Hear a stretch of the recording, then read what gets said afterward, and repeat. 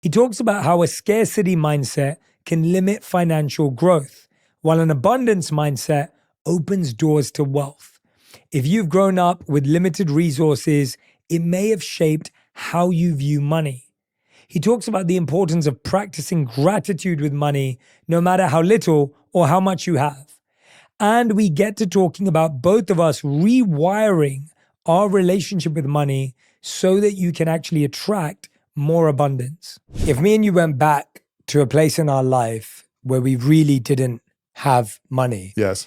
And you think about someone who's in that position, who's listening to us right now, and in their head, they're thinking, but how do I become abundant when I don't have? Well, like my natural thing is like, I'm just struggling to pay my next bill.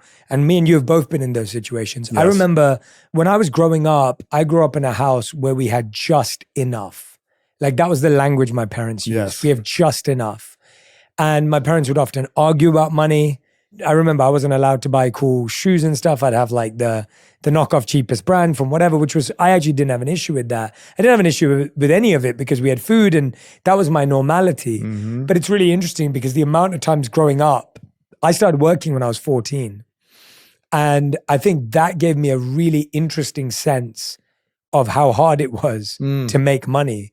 Because I started working at 14, I used to get paid £2 per street that I delivered newspapers on. Wow. So imagine there's 100 houses. It's going to take me like... Not per house. No. Per street. Per street. Oh my gosh. So I did 5 streets. And so I'd get £10 at the end of the week if I did 5 streets. And each street would take me at least an hour. Wow. Maybe, I don't know, something like that.